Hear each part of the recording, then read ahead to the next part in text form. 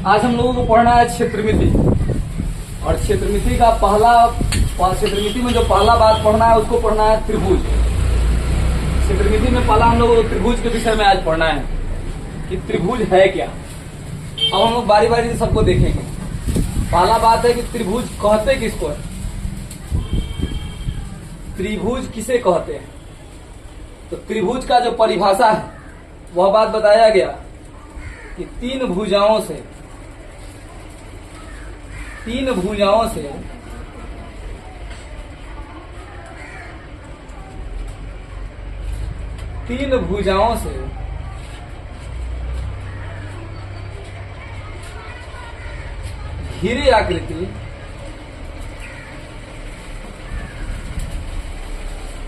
घिरी आकृति त्रिभुज कहलाती है।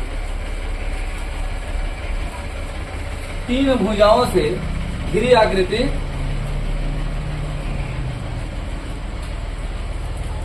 त्रिभुज कहलाती है। अब कोई भी आकृति हो, कोई भी फोटो हो और तीन भुजा से घिरा हो तो उसको हम लोग क्या कहेंगे, त्रिभुज कहेंगे। फर्स्ट ही बात बताया गया कि त्रिभुज तीन भुजाओं से घिरा हुआ आकृति है। तीन भुजा से अगर कैसा कोई भी फोटो अगर तीन भुजा से घिरा हो उसको क्या कहेंगे, त्रिभुज कहेंगे। जैसे देख लीजिए, तीन भुजा से घिरा है ए बी सी, इसको देख लीजिए बी ई एफ, इसको देख लीजिए पी क्यू आर, अथवा इसको देख लीजिए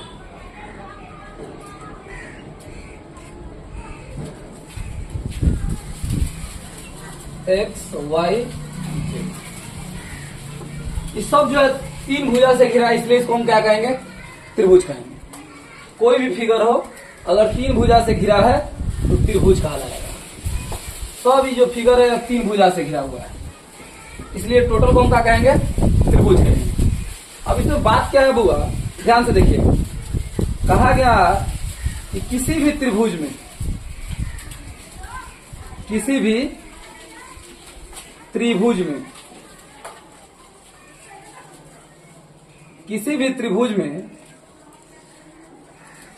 तीन भुजा होते हैं।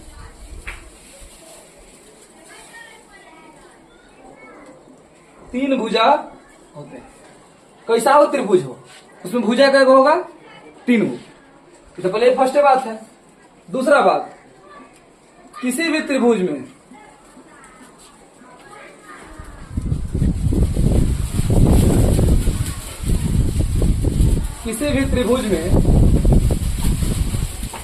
तीन कोण होते हैं। कितने कोण हुआ, तीन कोण होते हैं।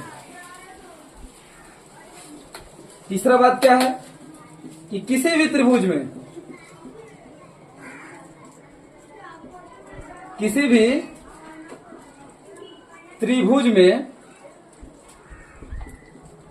तीन शीर्ष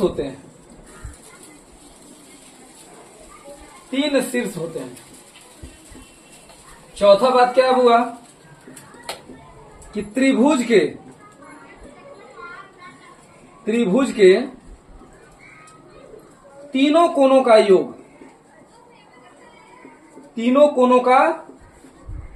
योग 180 डिग्री होता है। हम लोग क्या पढ़े, हम लोग इस बात को यह बात पढ़े कि त्रिभुज किसे कहते हैं।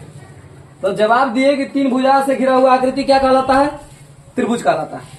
अब बारी बारी से फिगर को देखें। फिगर केहू तरह का हो सकता है, लेकिन अगर वह तीन भुजा से घिरा हुआ फोटो हो, आकृति हो, तो उसको हम क्या कह दिए, त्रिभुज। पहला बात पढ़े कि त्रिभुज में तीन गो भुजा होगा, कैसा हो त्रिभुज हो। दूसरा पढ़े तीन गो कोण होगा। तीसरा पढ़े कि तीन गो शीर्ष होगा।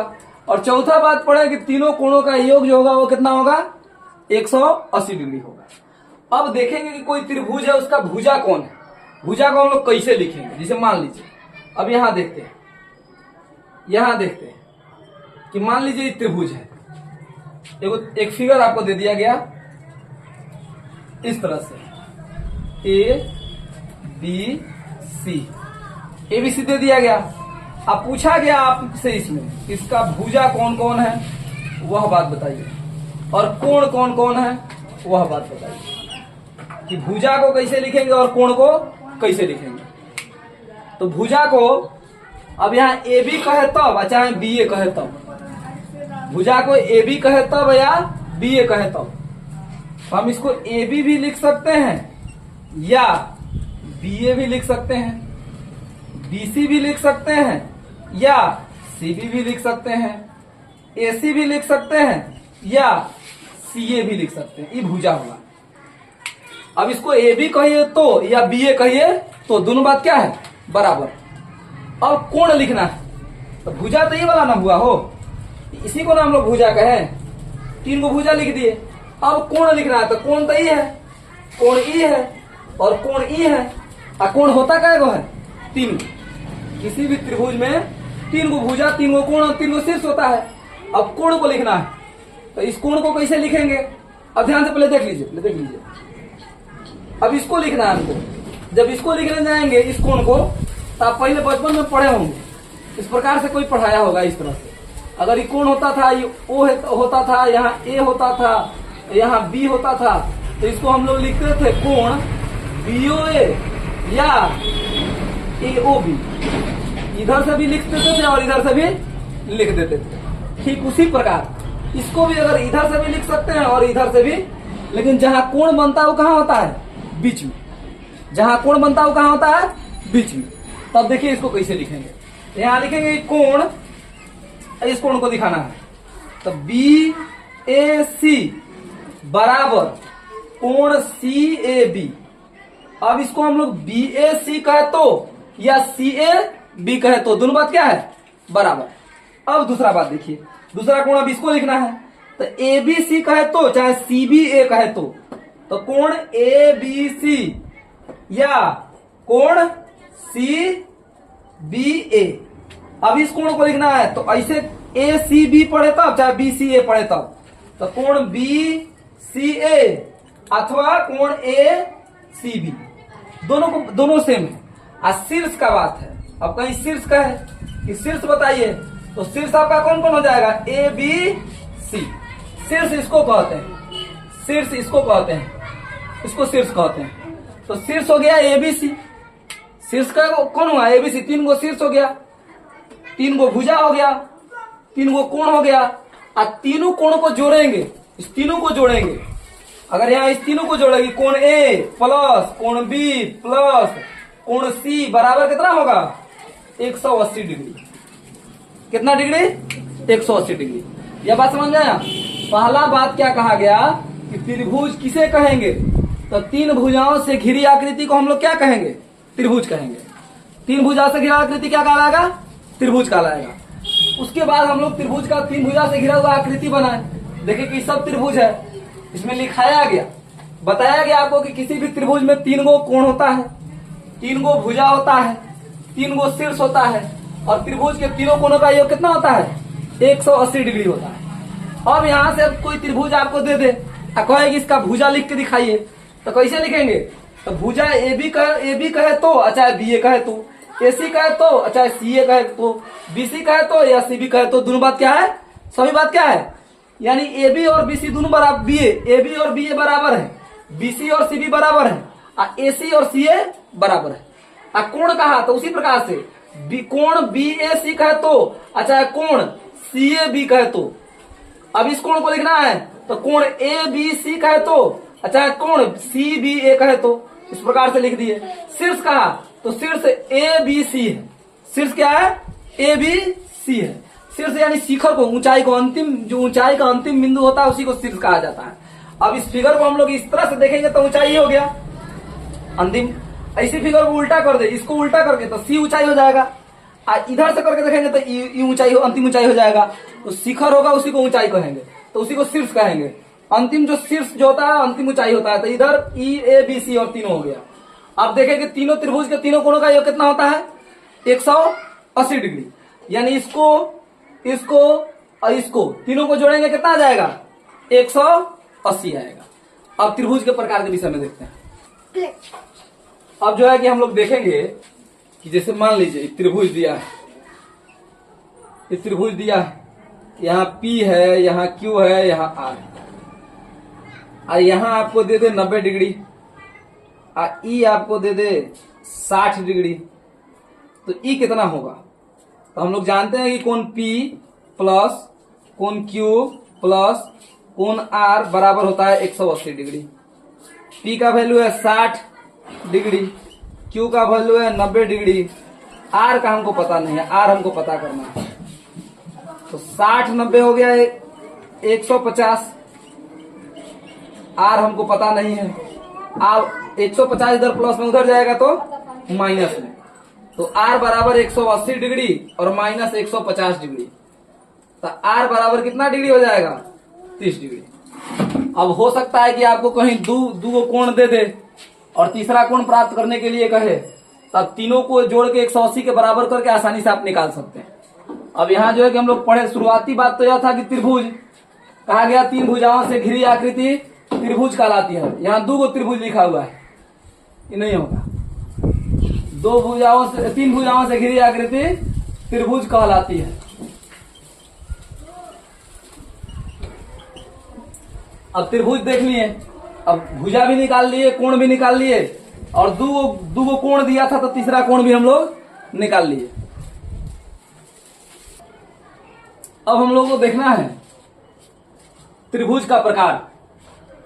तो त्रिभुज का जो प्रकार है वह 2 आधार पे बांटा गया। त्रिभुज को 2 आधार पे बांटा गया है। त्रिभुज को 2 आधार पे बांटा गया है। पहला है भुजा के आधार पर,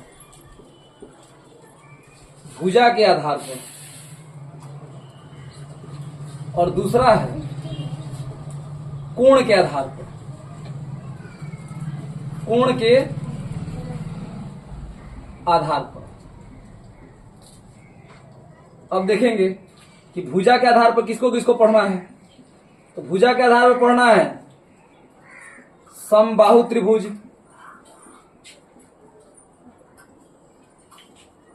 दूसरा पढ़ना है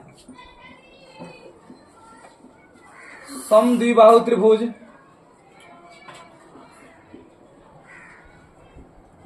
और तीसरा पढ़ना है विषम बाहु त्रिभुज।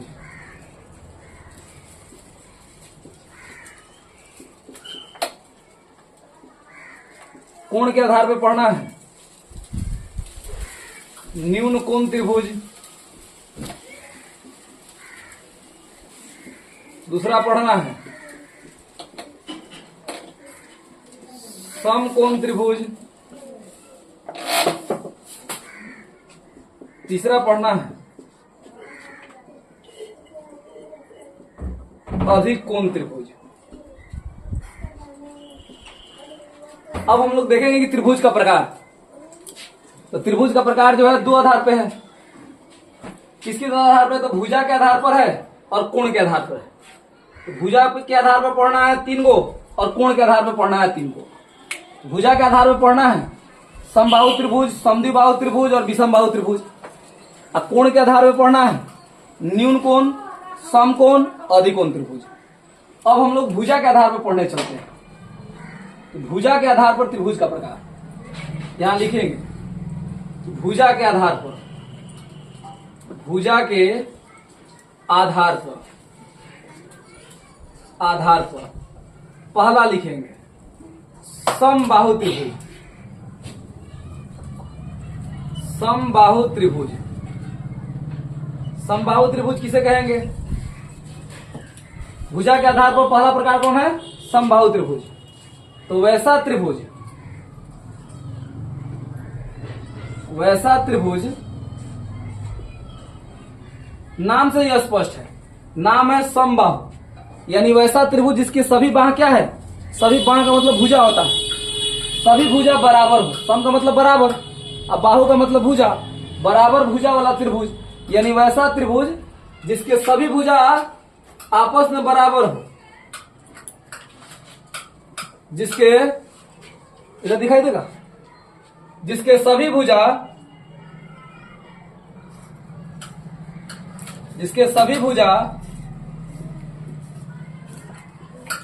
आपस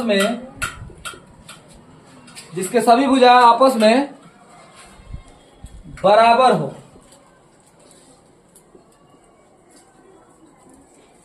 तो उसे समबाहु त्रिभुज कहा जाता है।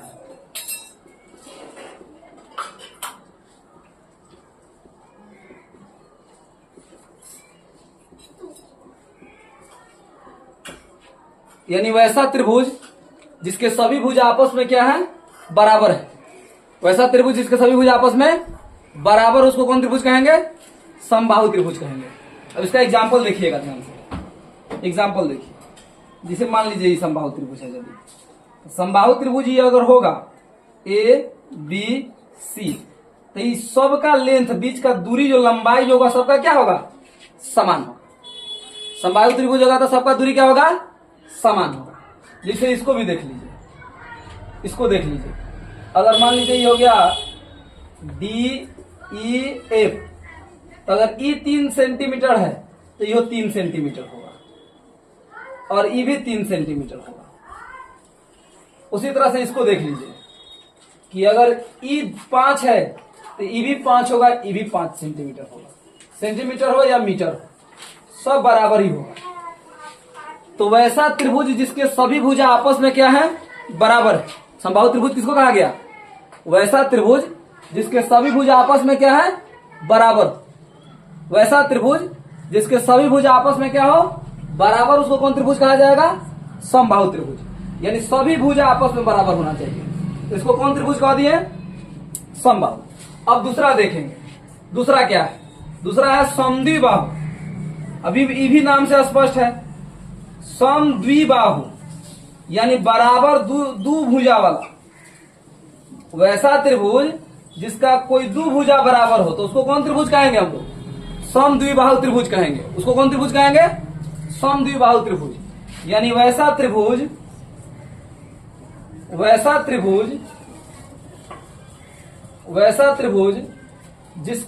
जिसका कोई दो भुजा, कोई दो भुजा आपस में बराबर हो,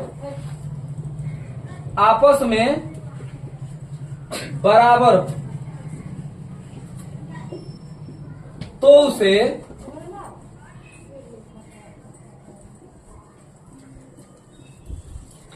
समद्विबाहु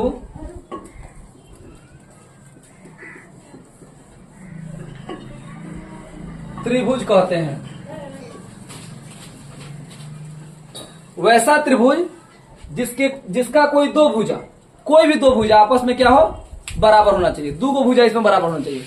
समबाहु में क्या था कि वैसा त्रिभुज जिसके सभी भुजा बराबर हो आपस में इसमें क्या था, सभी भुजा बराबर था, सभी भुजा आपस में बराबर था। इसमें क्या है कि कोई दो भुजा आपस में बराबर हो, तब उसको कौन त्रिभुज कहेंगे, समद्विबाहु त्रिभुज कहेंगे। अब इसका एग्जाम्पल जैसे देखिए, जैसे मान लीजिए यहाँ ए मान लीजिए, यहाँ बी मान लीजिए, यहाँ सी मान लीजिए। ये ए हो जाएगा, ये हो जाएगा, ये बी हो जाएगा। समझ में आया। फिर इसको देखिए,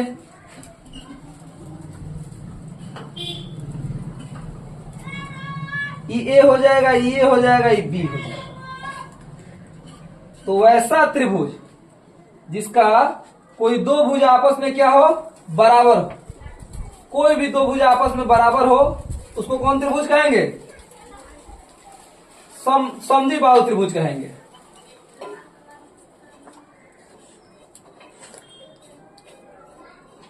वैसा त्रिभुज जिसका कोई दो भुजा आपस में बराबर, उसको हम लोग कौन त्रिभुज कहेंगे, समद्विबाहु त्रिभुज। हम लोग पढ़े हैं त्रिभुज का प्रकार, तो त्रिभुज के प्रकार में बताया गया कि त्रिभुज दो आधार पर बांटा गया, एक भुजा के आधार पर, एक कोण के आधार पे। तो हम लोग भुजा के आधार पर त्रिभुज का प्रकार पढ़ रहे हैं। तो पहला था समबाहु त्रिभुज, वैसा त्रिभुज जिसका सभी भुजा आपस में क्या हो, बराबर। वैसा त्रिभुज जिसके सभी भुजा आपस में बराबर, उसको कौन त्रिभुज कहा गया, समबाहु त्रिभुज। समबाहु त्रिभुज के सभी भुजा आपस में क्या होते हैं? बराबर होते हैं। उसके अगला बताया गया समद्विबाहु त्रिभुज, यानी वैसा त्रिभुज जिसके कोई भी दो भुजा आपस में क्या हो? बराबर, उसको कौन त्रिभुज कहा गया? समद्विबाहु त्रिभुज। अब हमको तीसरा पढ़ना है विषम बाहु त्रिभुज। अब हमको कौन पढ़ना है? विषम बाहु त्रिभुज। अब तीसरा देखना है विषम बाहु त्रिभुज। तीसरा है विषम बाहु त्रिभुज। विषम बाहु त्रिभुज। अब इसका परिभाषा क्या होगा? विषम बाहु यानी एक भी, विषम का मतलब होता है क्या? बराबर नहीं, यानी कोई भी भुजा बराबर नहीं। सभी भुजा बराबर समबाहु, दो भुजा बराबर समद्विबाहु, और कोई भुजा बराबर नहीं तो विषम बाहु। इसका क्या डिफिनेशन होगा? तो वैसा त्रिभुज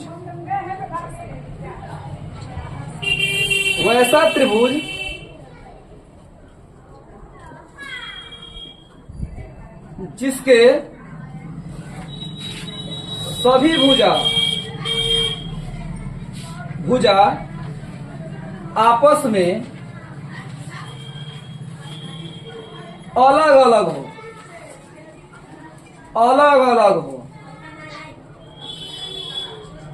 तो उसे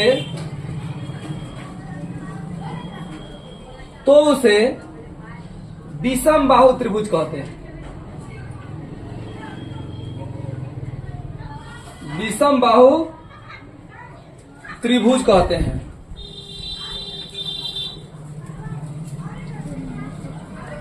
अब इसका एग्जाम्पल देखेंगे। इसमें क्या बताया गया कि वैसा त्रिभुज जिसके सभी भुजा आपस में अलग अलग हो, यानी कोई भुजा बराबर, सब भुजा अलग अलग होगा, तो उसको कौन त्रिभुज कह दिया गया? विषम बाहु त्रिभुज। अब इसका एग्जाम्पल हम लोग देखेंगे। एग्जाम्पल देखेंगे तो यहाँ ए मान लीजिएगा, इसको बी, इसको सी, तो ये ए होगा, ये बी होगा, ये सी होगा।